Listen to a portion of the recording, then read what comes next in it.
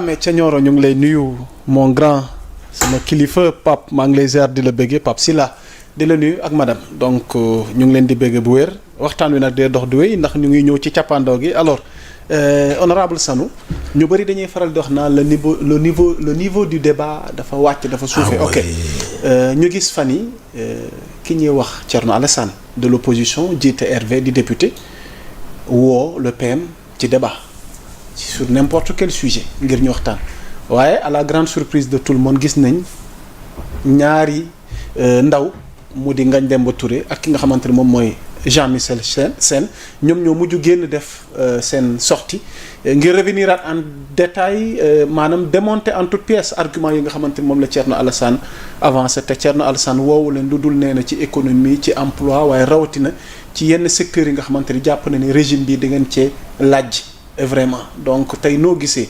sortie Thierno Alassane yi ci kaw régime bi waaye réplique bi nga xamante ni moo ci am tukkee ci Ngagne Demba Touré ak ki nga xamante ne moom mooy Jean-Michel Sène. Je vais te donner une information capitale. Da nga may defar révélation. waaye. waaw kon Yankuba ñu Thierno Alassane Sall dafa amoon benn stratégie mooy c'est l'APR dualité woon APR Pastef actuellement on est dans un no man's land. À part d'opposition, le terrain est vierge. Maintenant, la paix tal na leneen parce que ñoom dans quelques jours dootuñu talati politique mooy wax rek am na mooy waxtaan c'est doon tal ñu politique donc il faut se positionner comme leader de l'opposition. Légitimement. waaw.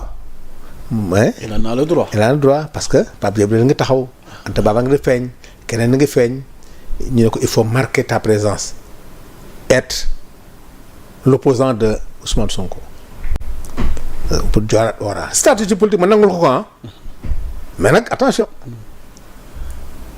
bañuma man ki ma ci waxtaanal dama ko ne bon parce que dañoo jël exemple ci Ousmane Sonko bi Macky Sall rende anéantir Khalifa Sall anéantir nu mu tudd Karim Wade récupérer Idriss Seck le terrain était vide donc pour ñoom Ousmane Sonko brèche boobu moom moo fa desoon donc ñu bëgg a jël situation boobu man leen baaxul mais nag mënoon ci génn mais Thierno effectivement pour poser na ay jalons Pape Djibril ñoo posé keneen ñoo posé mais bii posé na ko Ousmane Sonko tontu ko ci tontu bi nag mu bëgg dualité boobu nag baaxoon na ci moom parce que maintenant am Ousmane Sonko en face comme adversaire dafa lay gën a joxaat aura day joxaat beneen dimension c'était bon comme stratégie mais bi ko Ousmane Sonko di woo noonu woowu koon pour un débat non da ko interpeller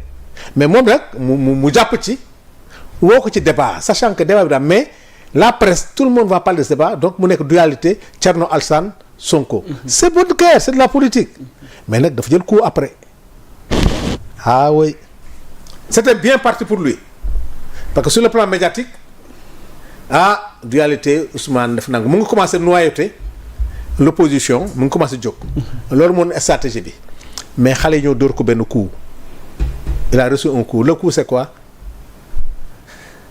loolu la doon ut Jean-Michel l'a amené à un débat pas un débat politique à un débat scientifique boo xam ne Thierno Alassane dafa am valeur yi moo ba mu tudd la République des valeurs dafa am loo xam ne dañ ko bàkke ku jub ma nangul ko parce que bi mu demee fële ATP salaire bi wax dëgg yàlla def na loo xam ne Sénégal yëpp naw lañ ko le contrat là bi ñu ko bëggoon signé loo mu préféré bañ ko signé démissionné wax ku mel noonu xam modèle la donc loolu la woote loolu mooy image am muy image bu rafet wax dëgg yàlla di ko naw même bu naqaree deret image boobu nga koy collé mais tey Jean-Michel indi ko coup boo xam ne dafa rappeler Farba Ngom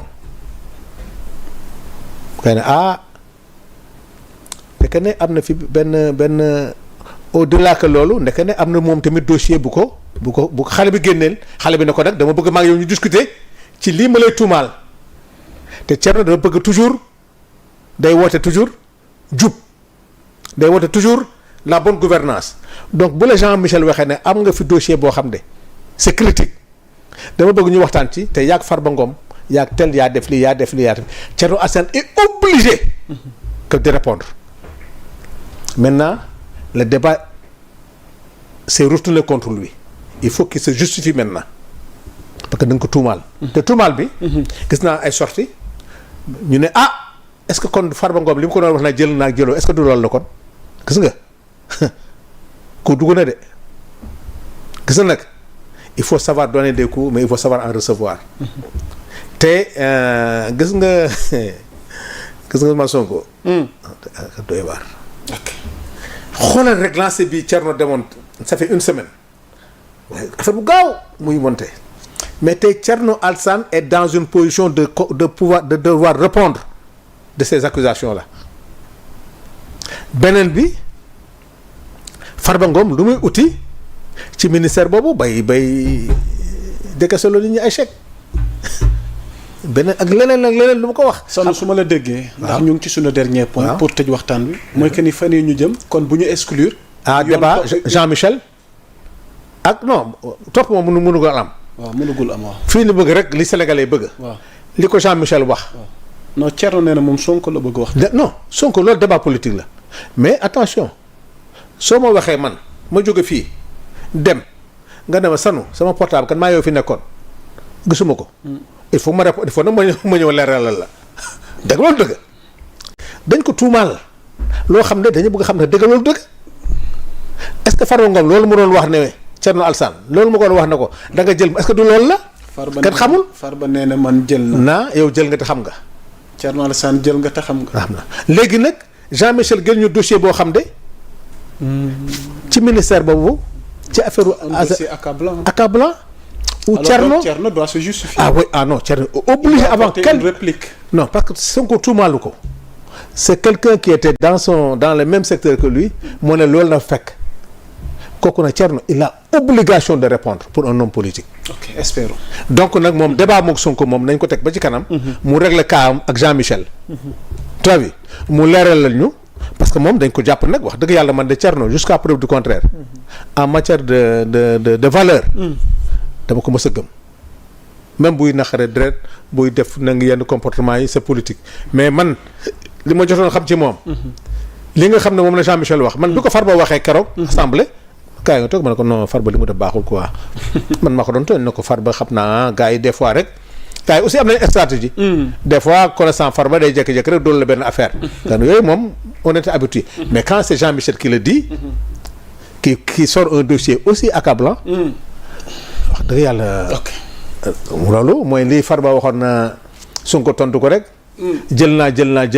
waaw Sonko fekk ko maatam ne ko waaw yaa ngi jël nga gis naa li nga jël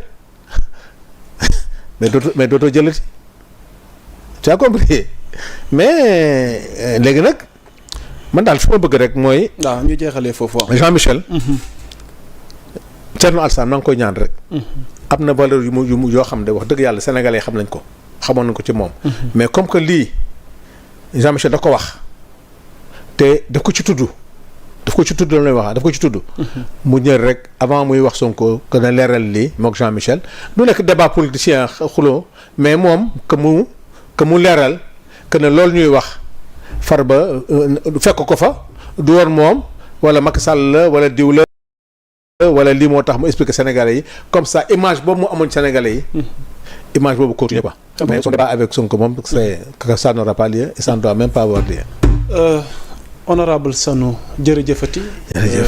saa su ne nag bu ko jamono laajee yéen mbokk yi ñuy seetaan désormais Sanu dinay ànd ak ñun ci ay décryptage ngir waxtaanee tolluwaay jamono kon on se donne rendez-vous jeudi prochain. incha allahu à la même heure. waaye dañ lay bàyyi tamit nga joxe sa kàddu tàggatoo rek. ngir tàggatoo bi doon seetaan ñaar la rek. waaw di ko ñaan président de la République ak premier ministre. sur les aires de jeu sur la jeunesse.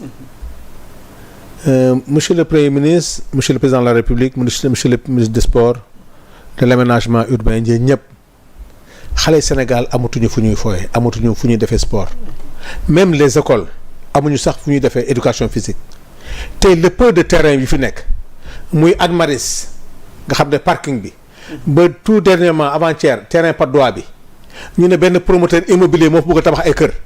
ci benn aire de jeu. wax dëgg yàlla loolu bu amee gàcce dina pour la jeunesse. donc maa ngi ñaan rek xam naa ne ay dossiers yu ñu fekk la. naa ngi ñaan président de la République premier ministre de l'urbain et sport nañu bàyyi ces aires de jeu à la jeunesse de ce pays. bu ñu amoon fu ñu fooyee amuñu fu ñu tàggat sport boo xoolee corniche bi léegi fi ñuy sport yëpp c'est des zones polluées. géej gi ñu yaakaaroon ñoom ma jabal jël nañ lépp. ma jabal ak keneen ku ne tabax nga ci corniche bi donc amatuñu ay plage yu ñu entraîné. donc fi des mooy ci quartier yi nag place su jàkka yi place su école yi place su sport yëpp def nañu ko ay kër. vraiment maa ngi ñaan président de la République le plus rapidement le parking de stade municipal de Hann Bel-Air le terrain bi nga xam ne moo ne Patte d'Oie ñu bëgg ko def ay habitation nañ ci jàpp ñu delloo ko xale yi ñu def ko loolu mooy suma appel di gërëm ñëpp di ñaan suma grand yi je ne cesserai jamais de les saluer. Demba Fall mon ami responsable de Pastef bi nekk États-Unis Amadou Sow bu Paris di nuyu waa Bissoune Ben Tali. Macha Allah di nuyu ñoom grand Aziz Sall Boukounte Cissé. et tous nos amis di la gërëm nag yaa Moussa une fois di ñaanal yàlla yokk la quand même. parce que tu fais de très belles émissions. amiin et tu es très bien suivi. amiin yàlla la yàlla yokk amiin ñu bokk ko waaye cant ak ngërëm lépp dañ koy delloo coordination bi Badji di la jaajëfal ci jàppandil gi yéen ñi ñu doon seetaan Serigne Dramé ca Nioro suma grand Pape Silla ak soxnaam ak njaboot gépp ñu ngi leen di bàyyi xel di leen ziar ak ñëpp ñi nga xamante ni vraiment ñu ngi ñu doon suivre du ñu taay di ñu topp alors l'actualité est en continuant sur Sénégal 7 demain incha allahu rabbi parce que chaque mercredi dañuy amal Serigne Saliou Gueye ci round up à partir de 6 heures mais mercredi bi xam ngeen ni ngante amoon na ñëwul suba lañ koy def exceptionnellement demain vendredi à partir de 16 heures en direct Serigne Saliou Gueye